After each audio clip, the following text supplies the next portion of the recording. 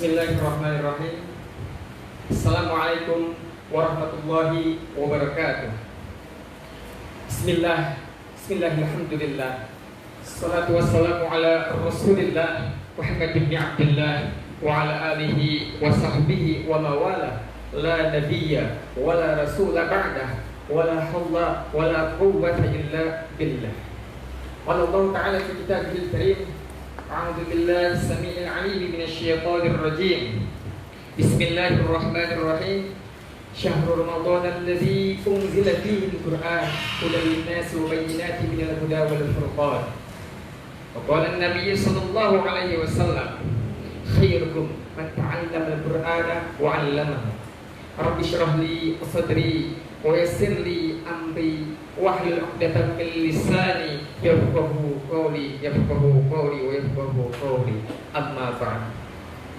Saudaraku kaum muslimin dimuliakan oleh Allah Subhanahu wa taala.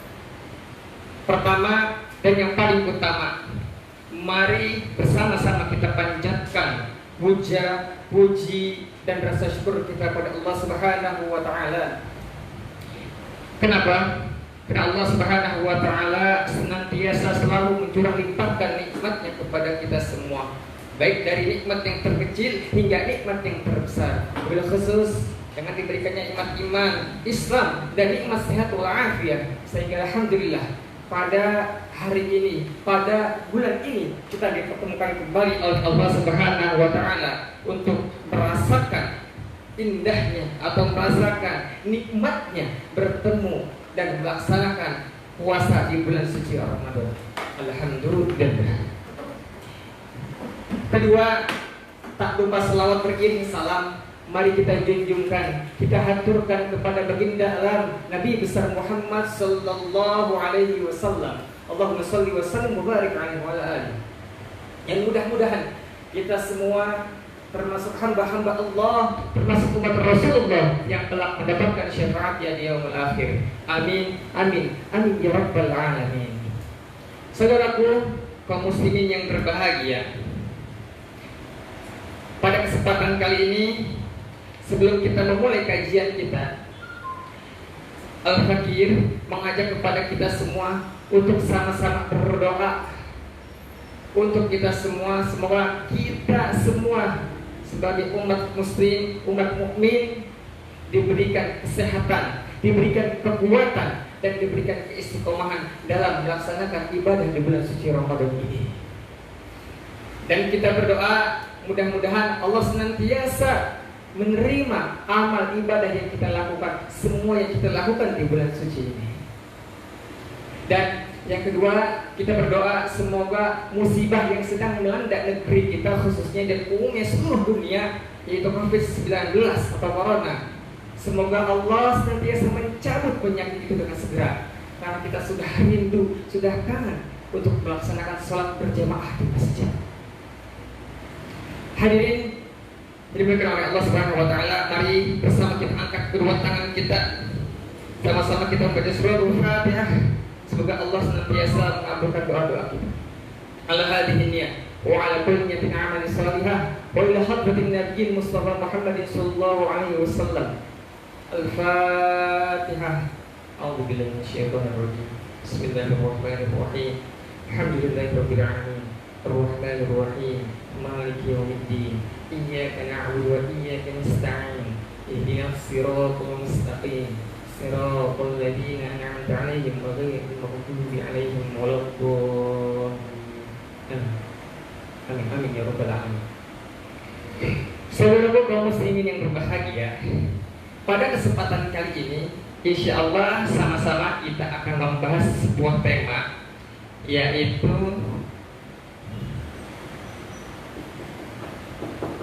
menghafal Quran.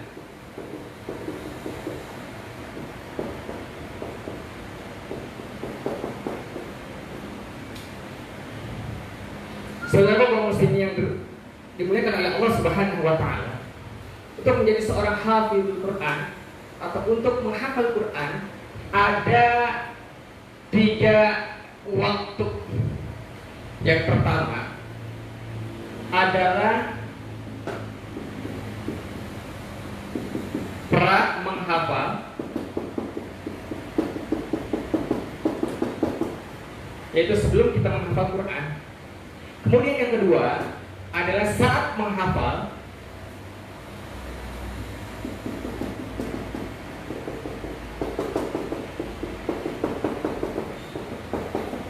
Dan yang ketiga adalah setelah hafal.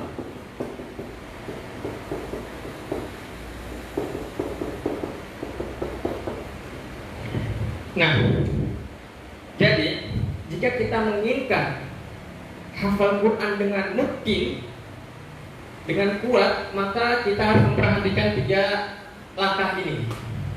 Sebelum menghafal Quran, apa yang harus kita lakukan? Kemudian saat menghafal, ini terkait dengan metode. Dan setelah hafal, ini terkait dengan murojaah. Baik, namun sebelum itu, sebagai seorang penghafal Quran, jika kita menginginkan menghafal Quran, maka perlu 2 hal yang harus kita miliki. Yang pertama adalah motivasi yang tinggi, dan yang kedua adalah cara menghafal yang benar. Baik, sedikit sebelum kita mulai kepada langkah-langkahnya, ada sebuah kisah. Kisah ini saya dengar dari salah satu ustadz yang sangat terkenal dengan hafalannya, yaitu Ustadz Ali Hidayat. Beliau bercerita seperti ini. Ketika itu beliau sedang menghafal bersama para hufaz yang lainnya dan berhalaqah. Tiba-tiba datanglah seorang anak perempuan, umurnya kurang lebih 4 tahun. Dan dia datang sambil membawa sebuah tongkat atau seperti ngiris. Kemudian dia datang kepada Syekh dengan malu-malu. Assalamualaikum Syekh. Dan juga terburu, Syekh, apa saya mau bertanya? Ya Syekh, kenapa? Ada apa denganmu wahai anakku? Ya Syekh, nasi. Lupa ya, aku lupa. Apa yang kau lupa? Hafalanku Syekh. Hafalanku kenapa? Aku sudah sekali menghafal, sedangkan teman-temanku sudah jauh di atas. Tolong Syekh, pukul kepala saya Syekh, pukul kepala saya ini. Ternyata seorang anak kecil yang mana dia sudah mempunyai hafalan setengah Quran, ketika dia mengalami kesulitan, dia langsung membawa alat untuk memukul kepalanya. Ini rusyahnya. Kenapa? Saya rasa ada sesuatu yang menghalangi, mengganjal dalam kepala saya sehingga saya sulit sekali menghafal. Masya Allah, saudaraku, dari kisah ini seorang anak kecil saja yang belum balik sudah memiliki hafalan yang sangat banyak. Ketika ia mengalami kesulitan dalam menghafal, dia langsung menyuruh syekhnya untuk memukul kepalanya, bahwa ada sesuatu yang mengganjal di kepalanya sehingga dia sulit untuk menghafal. Lalu bagaimana dengan kita? Jangankan menghafal, sudah kan kita khatam Quran pada bulan Ramadan ini, sekedar baca, kemudian mentadabburi, apalagi untuk dihafal. Kemudian kisahnya kedua, ini dari Mesir, kalau tidak salah pada tahun 2016. Ada seorang anak bernama Mu'aw, laki-laki. Dia adalah seorang anak dari ayah yang menghafal Quran, tapi belum hafal Quran. Setiap hari ayahnya pergi jarak jauh dengan menggunakan kendaraannya untuk menghafal Quran. Dan pada suatu hari, anaknya dalam hatinya dia ingin pula seperti ayahnya untuk ikut dan menghafal Quran. Kemudian ayahnya menyiapkan tempat supaya anaknya bisa ikut bersamanya menuju tempat untuk menghafal Quran. Apa yang terjadi? Singkat cerita, seorang anak ikut pulang pergi ketika ayahnya menghafal, dia ikut mendengarkannya, itu saja. Kemudian ayahnya setiap menghafal, dia mencatat hafalan, kemudian ditaruh di dashboard depan kendaraannya, sehingga ketika ada perjalanan pulang maupun berangkat lagi ke tempat menghafalnya, seorang ayah tersebut membacakan selalu hafalannya, sehingga anaknya setiap hari mendengar pulang pergi perjalanan dengan jarak yang lumayan sangat jauh. Dan akhir apa yang terjadi? Ternyata seorang anak yang bernama Mu'aw tersebut lebih hafal daripada ayahnya. Ia sudah hafal 30 juz duluan ketimbang ayahnya, dengan mungkin dan bacaan yang sangat indah. Kemudian kisahnya pun viral di media sosial di Timur Tengah, sehingga ada seorang wartawan yang ingin mewawancarainya. Dia penasaran kenapa dengan anak masih usia 3-4 tahun bisa menghafal 30 juz dengan mungkin dan indah. Dan ditanyalah seorang anak tersebut oleh seorang wartawan, "Wahai Syekh, wahai anakku, jika seandainya ada 2 doa atau 2 permintaan yang diajukan kepadamu untuk meminta kepada Allah, apa yang ingin kau minta wahai anakku?" "Wahai saudaraku, wahai pamanku, aku hanya menginginkan 2 hal. Yang pertama, ada satu hal yang tadi saya lupa ceritakan, bahwa seorang anak tersebut adalah seorang anak yang matanya buta. Subhanallah, dengan mata yang buta dia bisa menghafal 30 juz dengan mungkin dalam waktu yang singkat, bahkan lebih mungkin dari ayahnya yang menghafal Quran. Di sini yang sangat indah. Jawaban pertama anak tersebut adalah, "Ya Allah, jika seandainya aku mohon kepadamu, permintaan pertama yang aku inginkan adalah, ya Allah, tolong jangan engkau sembuhkan mataku. Biarlah mataku ini menjadi buta ya Allah. Biarkan mataku ini tidak melihat dunia yang fana ini, sehingga hafalanku bisa terjaga, sehingga mataku tidak terjaga dan tidak merasakan panasnya api neraka." Subhanallah. Mendengar jawaban yang seperti itu, seorang wartawan tadi pun terkesima dan sangat terharu. Kemudian jawaban yang kedua, apa? Kemudian setelah itu, apa yang kau minta wahai anakku? Keinginanku yang kedua adalah, jika seandainya dengan hafalanku ini belum cukup untuk menebus dosa-dosaku, sehingga aku harus masuk dalam neraka, maka tolong ya Allah, ringankanlah hukumanku dalam neraka ya Allah. Subhanallah, alhamdulillah, wala ilaha illallah, wallahu akbar. Seorang anak kecil yang belum balik memiliki jawaban yang sangat membuat hati ini terharu. Lalu bagaimana dengan kita? Berapa hafalan yang kita miliki? Mari saudaraku, belum terlambat, masih ada waktu, masih ada kesempatan. Karena kita semua bisa menghafal, kita semua bisa untuk menjadi seorang hafizul Quran. Saudaraku yang dimuliakan oleh Allah Subhanahu wa Ta'ala, sekarang kita akan coba masuk ke dalam materi kita pada hari ini, yaitu tentang menghafal Quran. Baik, bisa dilihat ke whiteboard yang ada di depan sini.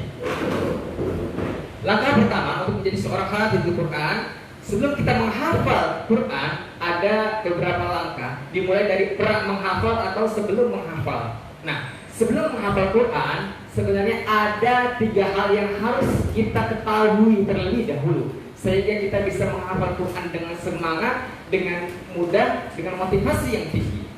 Baik, pertama, seorang penghafal Quran, maka dia harus memiliki adab yang baik terlebih dahulu.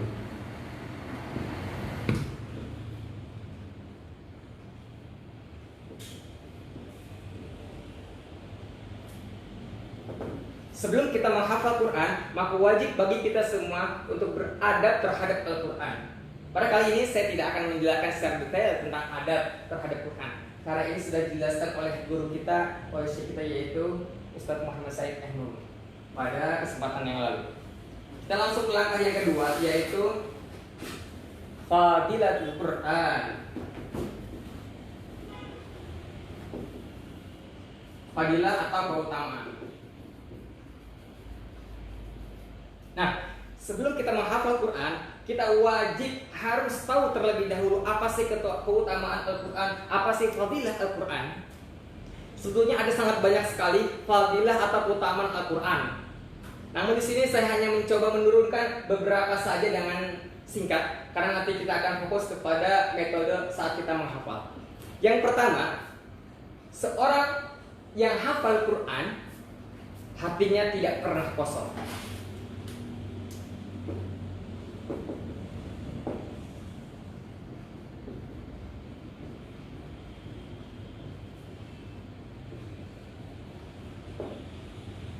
Baik, lihat pertama, hatinya tidak pernah kosong.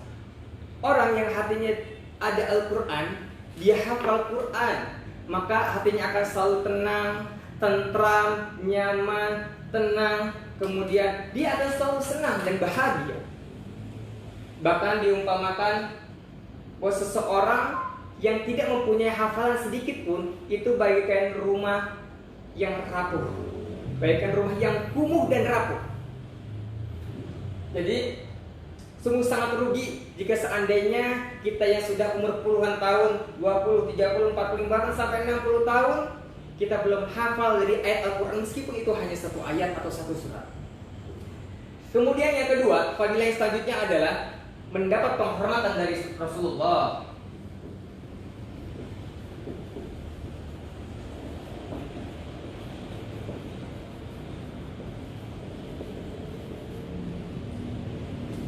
Yang kedua adalah mendapat penghormatan. Ada sebuah hadis bahwa Rasulullah Shallallahu Alaihi Wasallam pernah mengirim suatu utusan yang terdiri dari beberapa orang. Kemudian beliau menanyakan, mengetes satu persatu hafalannya di antara mereka. Singkat cerita, terakhir beliau menanya kepada seorang yang paling muda, apakah engkau hafal surat ini? Ya, aku hafal surat ini, dan kemudian aku hafal surat Al-Baqarah. Setelah mendengar jawaban pemuda tersebut, maka Rasulullah langsung menyuruh pemuda tersebut untuk menjadi pemimpin dalam rombongan tersebut. Ini bukti bahwasanya orang yang hafal Quran akan ditinggikan derajatnya oleh Allah dan juga dimuliakan oleh Rasulullah, diberi penghormatan oleh Rasulullah Shallallahu Alaihi Wasallam. Kemudian yang ketiga,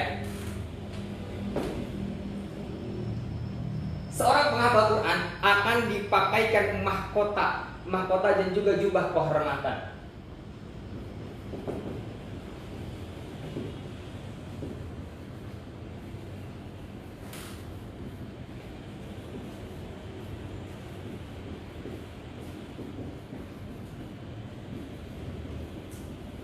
Mohon maaf, tulisannya kurang bagus.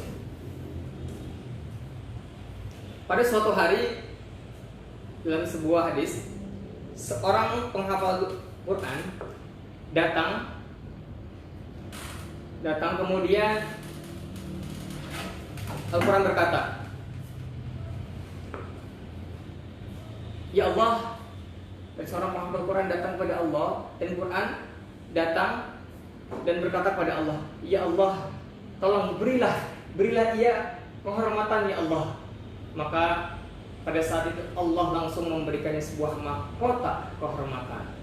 Kemudian Al-Quran berkata lagi, "Ya Allah, tolong berikanlah penghafal Quran ini kemuliaan atau kehormatan lagi ya Allah." Kemudian Allah memberikan dengan jubah kehormatan atau pakaian kehormatan. Kemudian Quran itu berkata lagi kepada Allah, "Ya Allah, tolong ridhoi dia ya Allah, ridhoi dia yang telah menghafal semasa hidupnya." Dan Allah pun meridhoinya. Kemudian yang keempat, selain penghafal Quran yang diberikan penghormatan berupa mahkota dan juga jubah kehormat, ternyata orang tua dan keluarganya pun diberikan pakaian dan juga jubah kehormatan.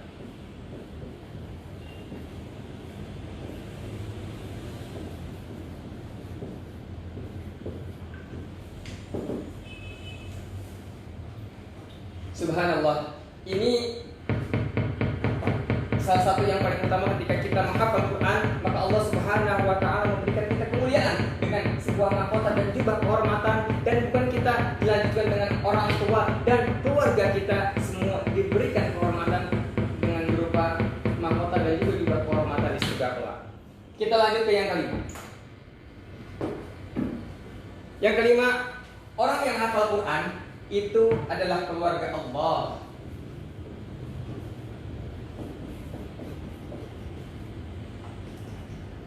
Rasulullah SAW pernah bersabda, "Sesungguhnya aku mempunyai keluarga dari golongan manusia." Kemudian Sahabat bertanya kepada Rasulullah, "Ya Rasulullah, siapa mereka wahai Rasulullah?" Mereka adalah para penghafal Quran. Masya Allah. Ketika kita sudah menjadi keluarga Allah, sudah sangat dekat kita dengan Allah.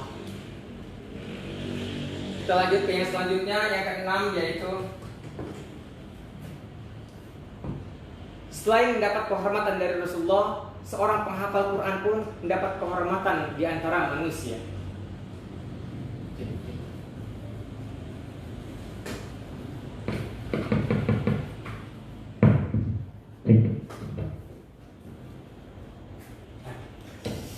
Ini mungkin kita sering melihatnya ketika seseorang ingin menjadi imam, memimpin sholat, maka yang paling berhak menjadi imam adalah orang yang paling baik bacaannya dan juga paling banyak hafalannya.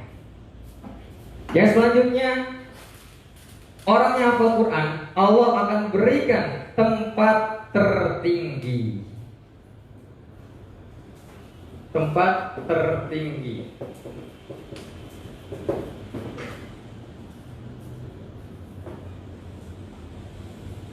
Sungguhnya ayat dalam Al-Quran itu banyaknya sama seperti orang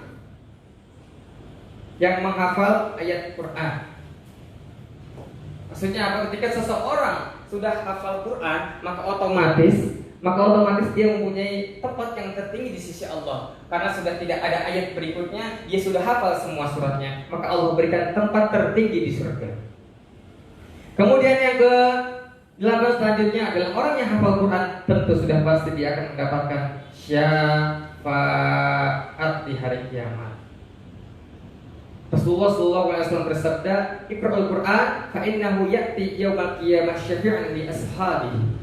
Bacalah oleh kalian Al-Quran, karena sesungguhnya orang yang membaca Al-Quran akan mendapatkan syafaat di hari kiamat. Kemudian yang selanjutnya, orang yang Al-Quran termasuk golongan sebaik-baiknya manusia.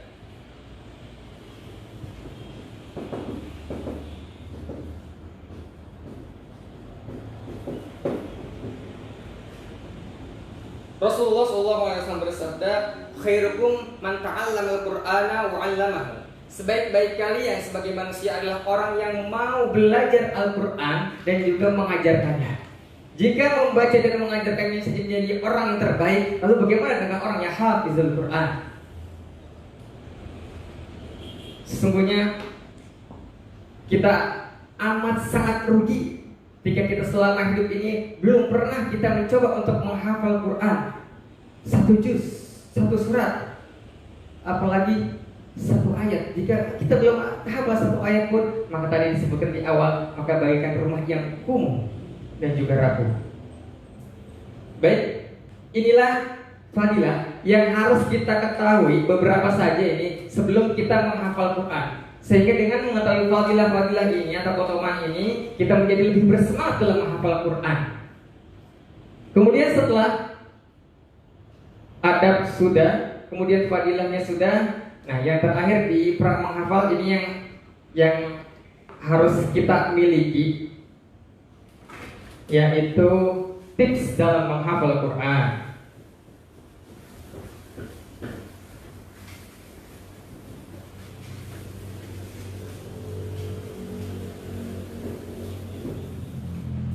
Baik, tips sebelum kita menghafal Quran. Tipsnya saya biasa sebut dengan 7M. Baik, lihat sini. Apa 7M tersebut? Sebelum kita menghafal, tentunya hal yang paling pertama kita miliki dalam tips ini adalah niat. Atau kita kita sebut dengan meluruskan niat. Nah, ini ada dalam hadis Arba'in nomor 1 dan juga hadis Bukhari nomor 1 dan Muslim nomor 1907. Rasulullah SAW bersabda, "Innamal a'malu binniyat." Wa innamal likulli imrin ma nawa. Sesungguhnya innamal amal seseorang itu adalah tergantung dengan niatnya. Dan seseorang akan mendapatkan sesuai yang ia niatkan tadi. Jadi ketika kita ingin menghafal Quran, sekali lagi kita harus meluruskan niat, menata niat. Kita menghafal Quran hanya karena Allah, hanya mengharap ridho dari Allah Subhanahu wa ta'ala, bukan yang lain. Karena bisa jadi di antara sekian banyak para penghafal Quran, mereka niat menghafal Quran hanya untuk lulus ujian, atau mungkin mendapatkan penghormatan penghargaan dari manusia. Maka itulah yang ia dapatkan. Dan biasanya orang yang seperti itu, setelah ia hafal, maka hafalannya pun langsung hilang, karena dia niatnya tidak ikhlas karena Allah Subhanahu wa ta'ala. Jadi ini hal yang pertama, kita harus lurus bahwa kita menghafal Quran hanya karena Allah Subhanahu wa ta'ala. Kemudian yang kedua, setelah meluruskan niat, yaitu menjauhi maksiat.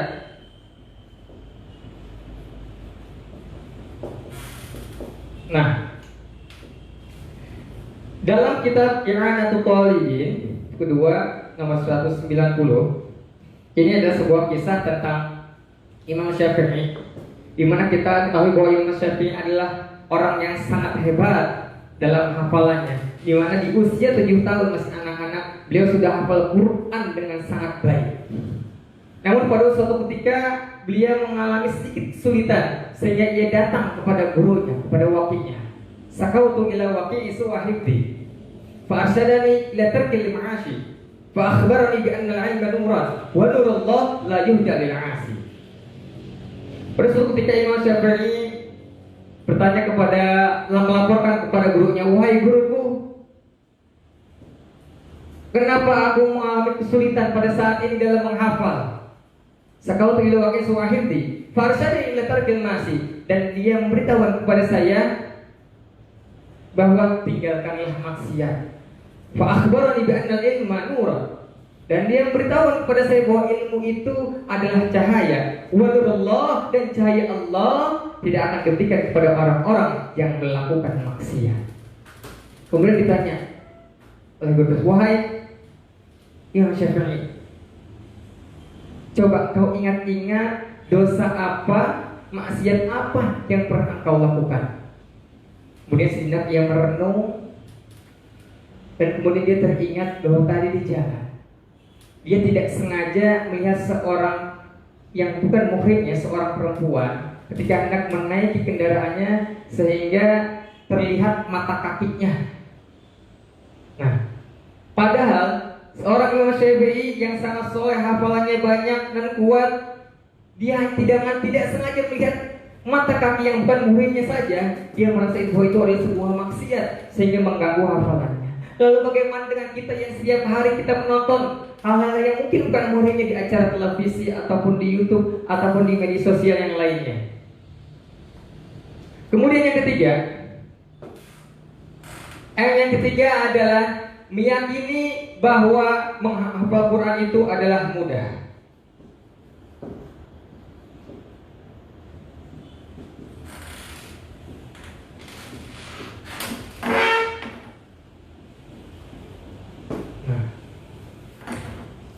Kita harus yakin bahwa menghafal Quran itu adalah sangat mudah.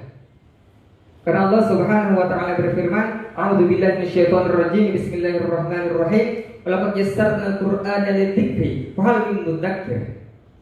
Dan sungguh telah aku mudahkan Al-Quran untuk dihafal.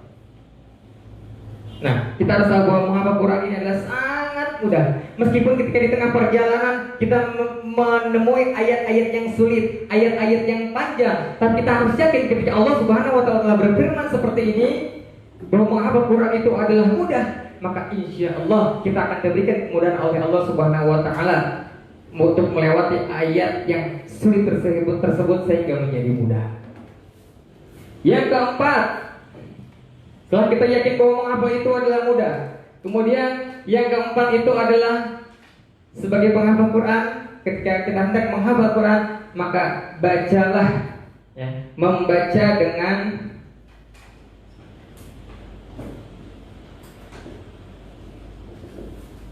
tartil, atau kita sebut aja dengan baca dengan tidak tergesa-gesa.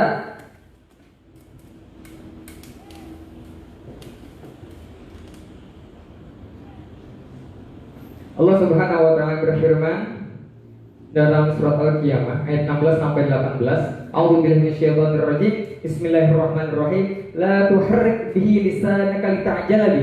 Inna 'alaina jam'ahu wa qur'anah fa idza qara'nahu fattabi' qur'an. La tuharrik bihi lisanaka lita'jala bi. Bahwa kita tidak boleh membaca Quran dengan tergesa-gesa.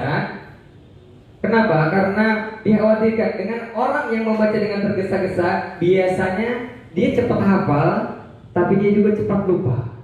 Contoh, ketika kita esok hari ingin menghadapi sebuah ujian, sebutlah ujian nasional. Biasanya kita menghafal dengan cara cepat, karena kita ingin menghafal banyak hal-hal dengan cepat. Nah, ketika kita menghafal dengan cepat, itu memang terkadang bisa cepat hafal. Namun kekurangannya adalah di satu sisi dia juga bisa cepat lupa. Nah, nanti ada macam-macam orang penghafal Quran. Kemudian begitu pun dengan seorang penghafal Quran, ya sama. Ketika seorang penghafal Quran, di antaranya ada dari mereka yang menghafal dengan cara ingin cepat-cepat, sehingga ketika ia membaca dengan cepat kemudian dia hafal, terkadang itu membuat hafalannya menjadi cepat lupa juga. Kemudian yang kelima, sebagai seorang yang ingin menghafal Quran, maka wajib hukumnya kita memiliki seorang syekh atau memiliki guru. Memiliki guru untuk belajar tajwid, untuk belajar tahsin. Sehingga ketika kita menghafal Quran nanti, bacaan kita sudah baik, sudah benar, sudah tartil. Kemudian yang keenam, seorang penghafal Quran biasanya dia menggunakan satu mushaf.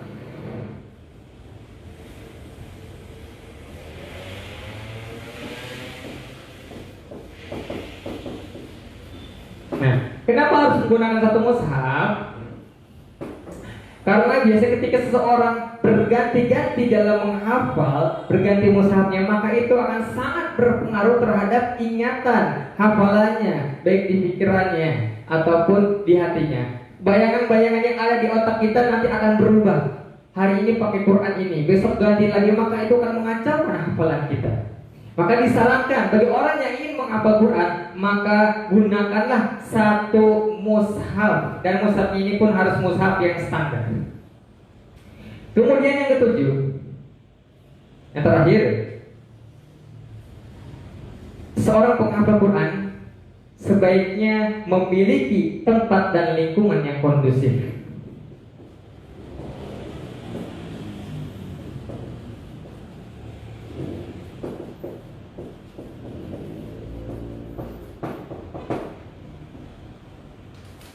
Baik, seorang yang menghafal Quran di tempat keramaian dengan di tempat yang lebih sepi tentu akan berbeda tingkat kekhusyuannya.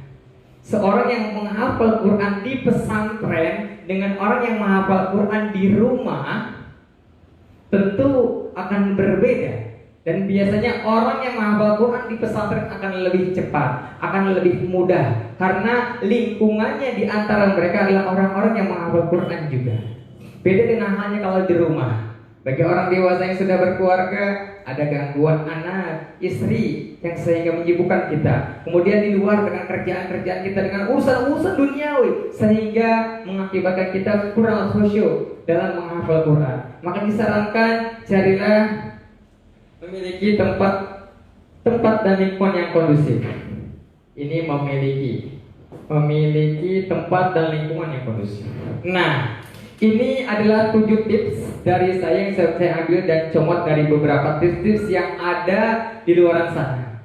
Setelah kita mengetahui bagaimana adab terhadap Quran, kemudian fadilah Al-Quran, kemudian tips sebelum menghafal Quran. Nah, barulah di sini.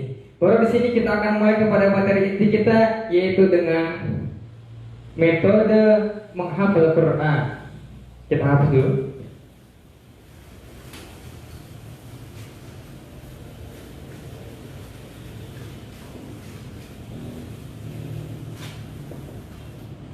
Baik. Menghafal sudah. Kemudian kita akan masuk kepada saat menghafal. Nah, di sini terkait dengan metode menghafal Quran. Di sini saya memiliki metode sama dengan tadi, dengan sebutan 7M. Apa? 7M. Sebetulnya metode ini adalah buatan saya, tapi ini adalah rangkuman, bukan rangkuman tapi juga lebih ke kolektifan dari metode yang ada, kumpulan metode yang ada dari beberapa syekh dan para asatid. Saya coba ambil, kemudian saya coba gabungkan dan juga saya kolaborasikan dengan pengalaman yang ada yang pernah saya lakukan ketika menghafal. Nah, apa yang pertama? Sebelum masuk ke metode 7M ini, saya akan beritahukan bahwa Allah Subhanahu wa Ta'ala itu telah menciptakan kita sebagai manusia dengan makhluk yang paling sempurna. Laqad khalaqnal insana fi ahsani taqwim.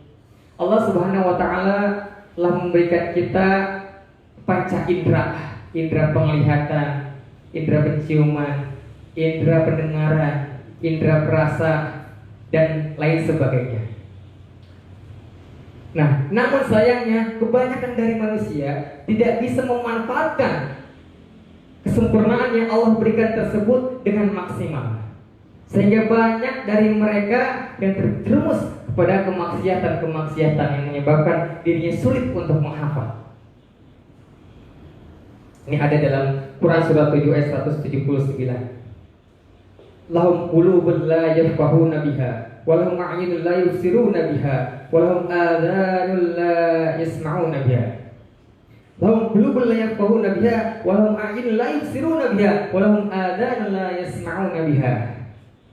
Ulaika kal an'am bal hum adall. Pertama, mereka Allah berikan hati, tapi mereka tidak gunakan hatinya untuk mengingat atau mengenang ayat-ayat Allah. Mereka Allah berikan kesempurnaan dengan penglihatan, namun mereka tidak gunakan dengan maksimal penglihatan tersebut untuk mengenal ayat-ayat dan kebesaran Allah. Dan Allah berikan telinga ini untuk mendengar ayat-ayat Allah, namun mereka abai. Mereka enggan untuk mendengarkan kalimat-kalimat Allah. Mereka enggan untuk mendengarkan ayat-ayat suci Al-Quran dengan ayat-ayat Allah yang lainnya. Ulaika kal an'ami bal hum adall. Dan mereka itulah seperti binatang-binatang ternak, seperti hewan ternak, bahkan bal hum adall, lebih sesat daripada binatang ternak. Apa hubungannya dengan 7M ini? Nah, ini yang akan kita jabarkan pada saat ini, sehingga kita insya Allah bisa menghafal dengan mudah, dengan sesuai kemampuan kita masing-masing. Nah, sebelum itu saya coba jelaskan sedikit sebentar tentang tipe penghafal Quran. Tipe penghafal Quran itu ada 4. Ya, kira-kira kita berada dan termasuk yang mana? Yang pertama, tipe seorang penghafal Quran itu 4 tipe penghafal Quran. 1, cepat hafal, mudah lupa. Maaf ini saya singkat saja karena nggak muat. Yang kedua, lama hafal, cepat lupa. Yang ketiga,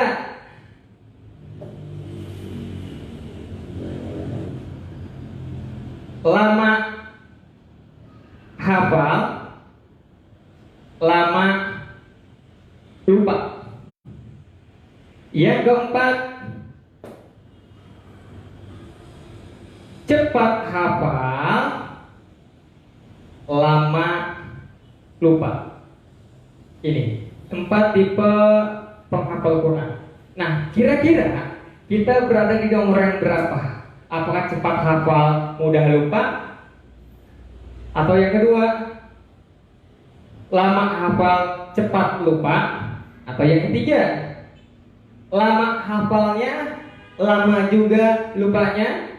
Atau yang keempat, cepat hafal, lama lupa? Kira-kira mana yang paling terbaik? 1, 2, 3, atau 4? Dan kita berada di yang mana? Yang terbaik, semuanya baik, karena sudah ada keinginan untuk menghafal Quran. Tapi yang paling terbaik adalah yang ini, cepat hafal, lama lupa. Tapi kebanyakan orang adalah cepat hafal, cepat hafal, cepat lupa. Cepat hafal, cepat lupa. Kita cepat dalam menghafal dengan bacaan yang cepat. Nah, tadi ini salah satu kekurangan dengan menghafal dengan cepat-cepat, tergesa-gesa atau harap bihi lisan kita aja lebih. Biasanya dia cepat lupa. Atau biasanya ada di golongan yang kedua, lama hafal, susah menghafalnya, tapi lupanya cepat. Cepat lupanya. Nah, yang ini lama hafal, lama lupa. Ini yang paling lama, karena dia menghafalnya lama. Oh, ini tidak, menghafalnya lama tapi lupanya juga lama. Dan yang terakhir, cepat hafal, lama lupa. Nah, mana yang paling rugi? Mana yang paling lemah? Yang paling merugi adalah bukan dari 4 ini, tapi adalah orang-orang yang tidak pernah ada niatan untuk mencoba menghafal Al-Quran meskipun hanya 1 surat.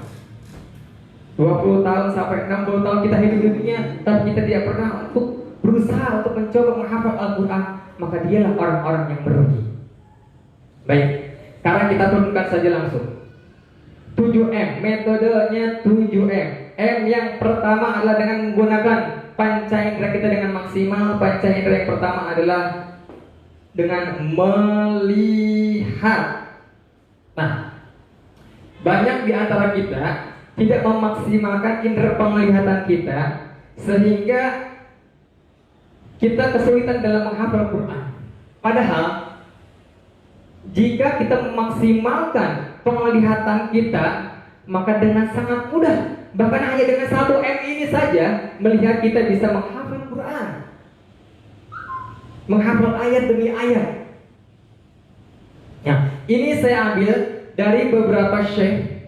Ada beberapa metode, diantaranya adalah metode fotokopi. Ini melihat dengan fotokopi atau men-scan dengan dari indera penglihatan kita. Metode ini adalah diambil dari Syekh Ali Jabir. Dengan fokus melihat ayat tanpa berpikir apapun, tanpa membacanya terlebih dahulu, tapi fokus seperti seorang pelukis yang melihat apa yang ada di depannya, kemudian ia gambarkan kembali. Ternyata telah dibuktikan oleh beliau, jika betul-betul dengan maksimal bisa menggunakan penglihatan kita, maka dalam hitungan menit saja bahkan ya bisa menghafal beberapa ayat. Ini yang pertama adalah dengan metode melihat. Nanti kita akan coba praktekkan pada kesempatan yang datang, insya Allah, jika ada pertemuan kembali. Kemudian M yang kedua adalah dengan membaca. Dengan membacanya berulang-ulang. Nah, atau biasa kita sebut di sana ada metode yang namanya tikror. Di situ cara menghafal lebih fokus pada baca dengan ulang, baca lagi, ulang lagi, baca lagi, baca terus 20 kali, 40 kali dan seterusnya, sehingga dengan sendirinya bisa hafal. Setelah kita memaksimalkan penglihatan kita untuk menghafal Quran dengan fokus, setelah mata, indera yang kedua adalah membacanya dengan menggunakan indera lisan kita, dengan memaksimalkan untuk membaca ayat-ayat Allah dengan terus-menerus, diulang terus-menerus. Kemudian yang ketiga, setelah melihat membaca, M yang ketiga adalah mendengar, yaitu memanfaatkan indera pendengaran kita dengan maksimal.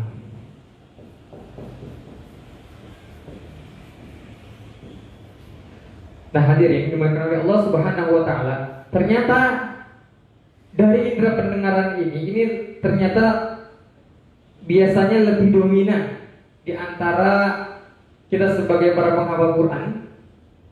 Contoh saja sebagai seorang anak yang belum bisa baca Al-Quran, tapi di usia 3 tahun, 4 tahun dia bisa hafiz Quran 30 juz dengan sangat mungkin. Karena apa? Karena selama di dalam kandungan ibunya seorang anak tersebut selalu diperdengarkan dengan ayat-ayat Quran, dengan ayat-ayat Allah, sehingga begitu dia lahir ke dunia umur 1 tahun, 2 tahun, ketika ia baru mulai bisa berbicara, kosakata pun ia sudah dapatkan banyak dalam Al-Quran, dan yang dia dengarkan pada saat itu hanyalah Quran. Sehingga begitu dia umur 3 tahun, 4 tahun, 5 tahun sudah menjadi hafizul Quran. Masya Allah. Mudah-mudahan kita semua memiliki anak-anak penghafal Quran, sehingga kita kelak dapat ditolak oleh anak-anak kita menuju surga Allah Subhanahu wa taala dengan dipakaikan mahkota dan juga jubah kemuliaan oleh Allah Subhanahu wa taala. Kemudian M yang keempat, yaitu baru nih setelah kita melihat, membaca, mendengar, baru kita coba hafalkan ayat tersebut.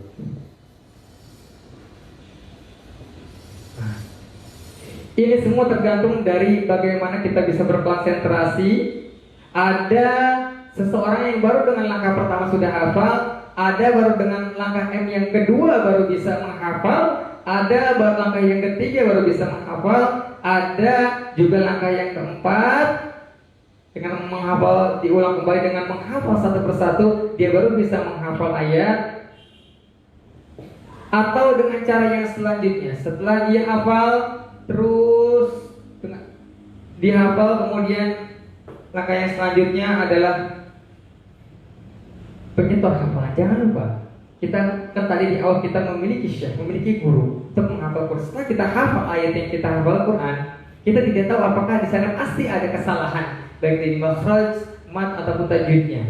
Maka di situ kita wajib menyetorkan hafalan.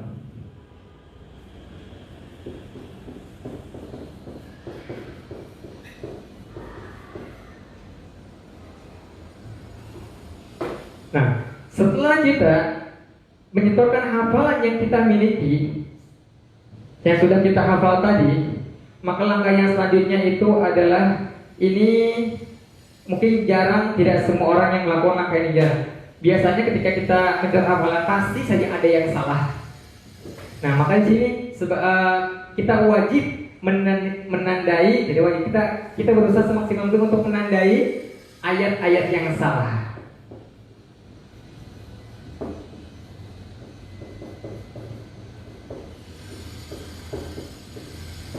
Nah, biasanya orang yang hafal Quran, kita contohkan anak-anak yang hafal Quran di usia dini, di usia TK atau TPA, dia memiliki hafalan yang diberikan oleh mungkin gurunya ataupun orang tuanya. Ketika yang dia dengar itu kurang tepat atau salah, maka yang sudah melekat di otak dan di hatinya itu adalah hafalan yang salah.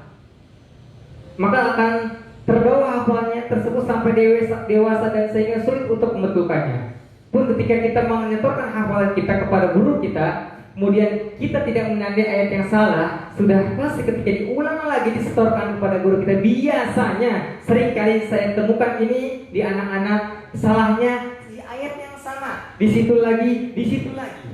Oleh karena itu kita berusaha untuk menyiapkan pensil supaya bisa dihapus untuk menandai ayat atau bagian yang salah, dibulatkan seperti ini. Jika ada yang salah, kemudian kita hitung berapa salahnya, kita betulkan dan kita setorkan lagi kepada guru kita dengan harapan pada setoran yang kedua kali itu salahnya lebih sedikit. Syukur-syukur tidak ada yang salah, betul semua dengan mungkin. Alhamdulillah. Nah, kemudian yang terakhir supaya hafalan kita lebih kuat lagi, yaitu dengan cara menuliskannya kembali.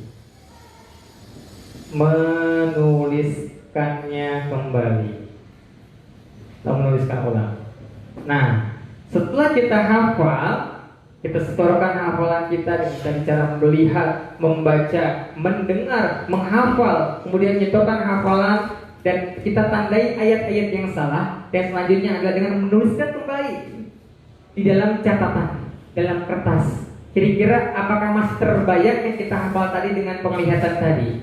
Kalau seorang pelukis saja bisa menggambar dengan sempurna dengan yang dilihatnya, maka seorang penghafal Quran harusnya bisa lebih sempurna dari seorang pelukis. Nah, ini yang ketujuh. Hadirin yang dimuliakan oleh Allah Subhanahu wa taala, ada satu langkah lagi. Sebetulnya yang ini yang utama, yang sangat utama bagi seorang penghafal Quran. Ini saya tidak diturunkan di sini. Sebenarnya ini bisa karena yang selanjutnya itu adalah kekuatan dari menghafal. Nanti setelah hafal ada yang namanya murojaah. Nah, ketika seorang menyelesaikan hafalannya 30 juz, dia belum disebut seorang hafiz ketika dia tidak bisa menjaga hafalannya 30 juz dengan mutqin. Nah, maka diperlukanlah yang namanya murojaah untuk menguatkan hafalan kita sebanyak 30 juz agar hafalan kita menjadi kuat, mutqin, tanpa salah. Dan nanti kita akan bahas ada berapa sih langkah-langkahnya murojaah. Insya Allah kita akan bahas pada kesempatan yang akan datang. Nah, saya akan kasih tipsnya sedikit nanti murojaahnya. Dalam hal murojaah untuk pada kesempatan yang akan datang, nanti ada 5 level murojaah. Insya Allah ini akan kita bahas pada kesempatan yang akan datang. Sekaligus kita akan praktekkan tadi bagaimana cara menghafalnya, bagaimana metodenya 7M tadi itu bagaimana. Kita akan praktekkan dan kita akan peragakan sama-sama dengan mungkin dengan mengambil satu contoh ataupun satu artis yang kita akan jadikan percobaan di sini insya Allah. Baik, kiranya cukup sekian yang dapat saya sampaikan. Ingat tipsnya 7M sebelum menghafal Quran, dan juga ada 7M ketika kita ingin menghafalkan Al-Quran. Dan intinya semua kembali ke motivasi dan niat kita sebelum menghafal. Insya Allah jika kita niatnya lurus karena Allah Subhanahu wa taala, dan juga kita tahu beberapa motivasi dari kisah-kisah para ulama, dan juga tahu apa fadilah orang-orang yang menghafal Quran di surga kelak. Oke, insya Allah kita akan bisa melewati semua rintangan Anda yang ada dalam menghafal Al-Quran. Kiranya cukup sekian yang dapat saya sampaikan. Kurang lebihnya mohon maaf. Billahi taufiq wa hidayah. Wassalamualaikum warahmatullahi wabarakatuh.